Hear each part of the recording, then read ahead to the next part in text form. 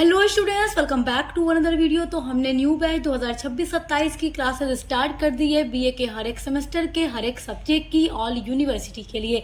तो आप किसी भी यूनिवर्सिटी से पढ़ाई करते हो, आपके लिए हमारे द्वारा अपलोड की गई हर वीडियो हेल्पफुल होगी क्योंकि हर यूनिवर्सिटी का सिलेबस सेम है। आज की वीडियो में हम BA third semester political science का चैप्टर नंबर 5 पढ़ेंगे, जिसमें आपको पढ़ना है गठबंधन सरकारों की राजनीति। चैप्टर नंबर 4 तक वीडियोस अपलोड हो चुकी हैं, प्लेलिस्ट बनी हुई है, आप चेक कर लीजिएगा। देखिए, जो आपका पूरा सिलेबस है जिसमें 8 यूनिट्स हैं, उनको मैं चैप्टर वाइज अपलोड कर रही हूँ ताकि आप लोग एक एक टॉपिक को अच्छे से समझ सकें। तो चैप्टर नंबर 5 में आपको पढ़ना है गठबंधन सरकारों की राजनीति, या जिसको आप राजनीतिक गठबंधन भी कह सकते हैं, या गठबंधन क्या है, किसी भी तरीके से प्रश्न आपका बन सकता है। यानी गठबंधन सरकारों की राजनीति के बारे में पूछ सकता है, या आपसे क्वेश्चन पूछ सकता है राजनीतिक गठबंधन से आप क्या समझते हैं, इसके गुण और दोषों का वर्णन कीजिए। तो सारी चीजें आज हम गठबंधन सरकार के बारे में पढ़ने वाले हैं। सबसे पहली बात तो मैं आपको ये बताऊंगी कि आपका पेपर ऑब्जेक्टिव्स होगा या सब्जेक्टिव होगा। सारी वीडियोस आपके लिए हेल्पफुल होंगी क्योंकि जो क्लासेस हम अपलोड करते हैं क्वेश्चंस वहीं से आते हैं हर साल। सबसे पहले तो आप ये समझिए कि हमारा जो भारत है ये एक लोकतांत्रिक शासन व्यवस्था वाला देश है, और लोकतंत्र की एक सबसे बड़ी विशेषता ये है कि जहाँ लोकतंत्र होता है वहाँ पर अनेकों राजनीतिक दल होते हैं जो अपने प्रतिनिधि को उठाकर चुनाव लड़ते हैं।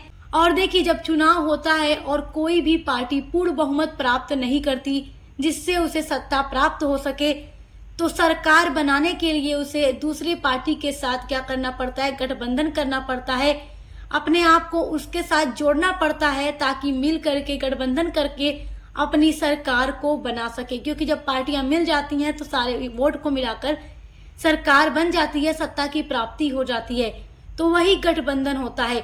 और जो गठबंधन की सरकार होती है ये स्टेट लेवल पर भी बनाई जाती है और सेंट्रल लेवल पर भी बनाई जाती है, ये बात याद रखिएगा। चलिए अब समझते हैं गठबंधन जो शब्द है, गठबंधन का अर्थ क्या है और ये जो शब्द है कहाँ से आया है। देखिए, जो गठबंधन शब्द है ये हिंदी का शब्द है और ये लैटिन भाषा के कोलिशन शब्द से बना हुआ है।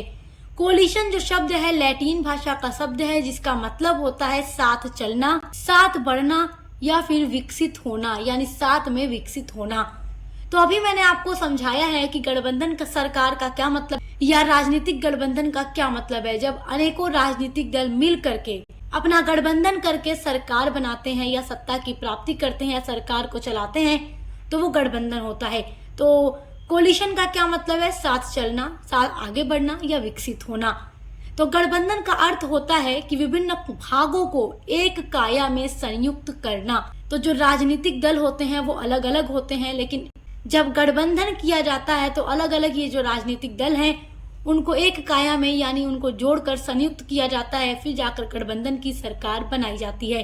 देखिए, गठबंधन सरकार जो है एक से ज्यादा राजनीतिक पार्टियों द्वारा मिलकर जो बनाई गई सरकार होती है उसी को गठबंधन की सरकार कहते हैं। यानी कि एक से अधिक जब राजनीतिक दल जो पार्टी होती है वो मिल जाती हैं, मिल करके गठबंधन कर लेती हैं और एक साथ मिलकर जब सरकार बनाती हैं, सरकार चलाती हैं, सत्ता की प्राप्ति करती हैं, तो उसको गठबंधन की सरकार कहते हैं। आमतौर पर गठबंधन में शामिल दल एक राजनीतिक गठजोड़ करते हैं और एक साझा कार्यक्रम स्वीकार करते हैं। देखो, जो राजनीतिक दल होता है वो गठबंधन कब करेंगे ये भी याद रखिएगा। मैं आपको वीडियो के स्टार्ट में ही बता चुकी हूँ कि जब चुनाव होता है, चुनाव के बाद पूर्ण बहुमत प्राप्त नहीं होते और सरकार बनानी होती है, तो जो राजनीतिक दल होते हैं, जो पार्टीज होती हैं, वो एक साथ जुड़ जाती हैं, गठबंधन कर लेती हैं और मिल करके सरकार बना लेती हैं। और इसमें क्या होता है, एक साथ मिलकर काम करना होता है। इसमें सभी की स्वीकृति अनिवार्य होती है क्योंकि सभी राजनीतिक दल मिले होते हैं, तो कोई भी विचार होगा, कोई भी बात होगी, सभी की राय ली जाएगी, सभी के विचार सुने जाएंगे, सभी की स्वीकृति से काम किया जाएगा। आगे देखिए, गठबंधन सरकार उसे कहते हैं, यानी गठबंधन की सरकार वो सरकार होती है कि जब लोकसभा में किसी भी एक पार्टी को पूर्ण बहुमत ना मिले, यानी पूर्ण बहुमत नहीं मिलता किसी भी एक पार्टी को, तब दो या दो से अधिक पार्टी मिल करके सरकार बनाती हैं, तो उसी को गठबंधन की सरकार या गठबंधन की राजनीति कहते हैं। देखिए, आप ये जानते हैं कि लोकसभा की जो पूरी सीट है, कुल सीट 543 है और पूर्ण बहुमत यानी कि 272। जब इलेक्शन होता है तो किसी न किसी एक पार्टी का अगर पूर्ण बहुमत यानी 272 प्राप्त करती है, उससे अधिक प्राप्त करेगी तो सरकार तो उसी की बनेगी, लेकिन अगर पूर्ण बहुमत 272 होता है, वो प्राप्त कर लेती है, तो वो अपनी सरकार बना लेती है, उसकी सरकार बन जाती है, क्योंकि वो विजयी हो जाती है, चुनाव में जीत जाती है।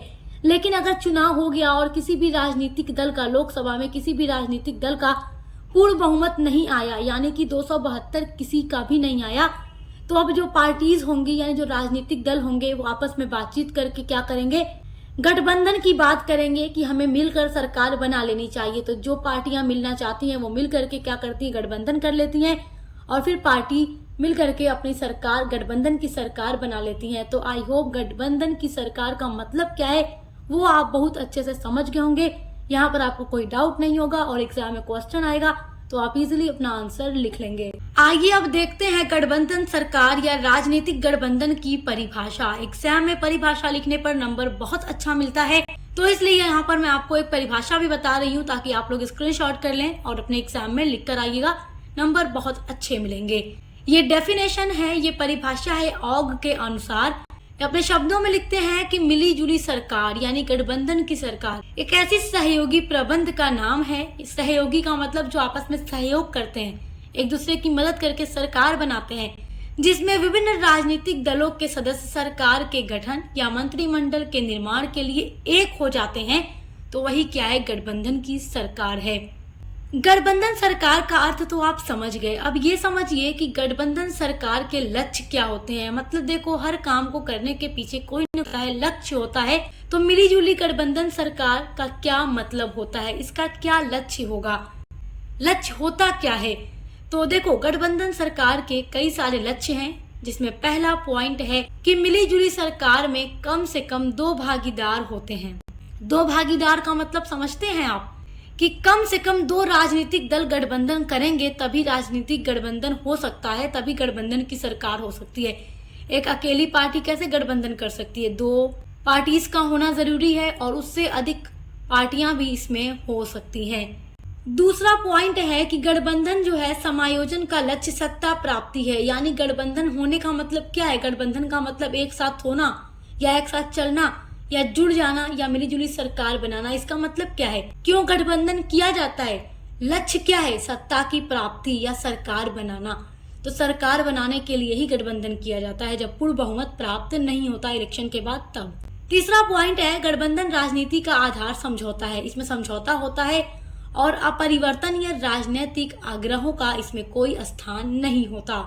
चौथा पॉइंट आपका है गठबंधन एक अस्थायी प्रबंध होता है। अस्थायी का मतलब ये परमानेंट नहीं होता, एक ऐसा प्रबंध है जो अस्थायी है, स्थिर नहीं है। देखिए, जब कई सारी पार्टियां मिलकर सरकार बनाती हैं, गठबंधन करती हैं, तो आगे चलकर अगर मतभेद हो जाता है तो गठबंधन को टूटने का डर बना रहता है। इसलिए जो गठबंधन की सरकार होती है वो अस्थायी मानी जाती है। देखिए, एग्जाम के पॉइंट ऑफ व्यू से ये टॉपिक आपका बहुत इंपॉर्टेंट है, गठबंधन के गुण और दोष। तो गठबंधन के गुण यानी फायदे क्या हैं, दोष मतलब बुराइयां क्या हैं। तो पहले हम गठबंधन के गुण समझते हैं। देखिए, इसके कई सारे गुण हैं, गठबंधन सरकार के कई सारे गुण हैं, जिसमें पहला गुण है गठबंधन सरकार निरंकुश शासन की संभावना को कम करती है। क्योंकि देखिए, इसमें कई सारी राजनीतिक दल मिल करके सरकार बनाते हैं, सत्ता की प्राप्ति करते हैं, तो यहाँ पर निरंकुशता या निरंकुश शासन की संभावना नहीं होती, बहुत कम होती है। क्योंकि इसमें जितने भी राजनीतिक दल होते हैं सभी की स्वीकृति होती है हर एक काम के पीछे, तो इसलिए निरंकुश शासन की संभावना इसमें नहीं होती। इसका दूसरा गुण है कि भारत विविधताओं वाला देश है। यहाँ पर आपको अलग अलग संस्कृति, अलग अलग भाषा, अलग अलग जाति और धर्म और अलग अलग समूह के लोग देखने को मिलते हैं। हमारा जो भारत है एक धर्मनिरपेक्ष राज्य है, ये बात आप जानते हैं। और इन सब का प्रतिनिधित्व गठबंधन सरकार में होता रहता है। क्योंकि जो गठबंधन की सरकार होती है, तो जब गठबंधन हो जाता है तो हर पार्टी के अंदर देखिए बहुत सारे लीडर होते हैं, अलग अलग इलाके से आते हैं, अलग अलग धर्म जाति के होते हैं, अलग अलग संस्कृति, अलग अलग भाषा को बोलने वाले होते हैं, अलग अलग समूह के होते हैं। जब गठबंधन की सरकार बन जाती है, सब मिल जाते हैं, एक हो जाते हैं, तो हर प्रकार के लोगों का यहाँ पर प्रतिनिधित्व होता रहता है। और अगर कहें तो गठबंधन सरकार एकल दल के मुकाबले कहीं व्यापक जन का प्रतिनिधित्व करती है। यानी कि गठबंधन की जो सरकार होती है हर प्रकार के जन का प्रतिनिधित्व करती है, जबकि एकल सरकार में इस तरीके का थोड़ा संभावना कम होती है। तो वही बात यहाँ कही जा रही है कि गठबंधन के सरकार का यहाँ भी एक फायदा होता है। गठबंधन सरकार का तीसरा गुण या फायदा है कि एक गठबंधन सरकार विभिन्न दलों की जरूरतों को पूरा करने के लिए भी वाहन होती है। तो ये इसके कुछ गुण हैं, इनको याद रखिएगा। आइए अब इसके दोषों को समझते हैं।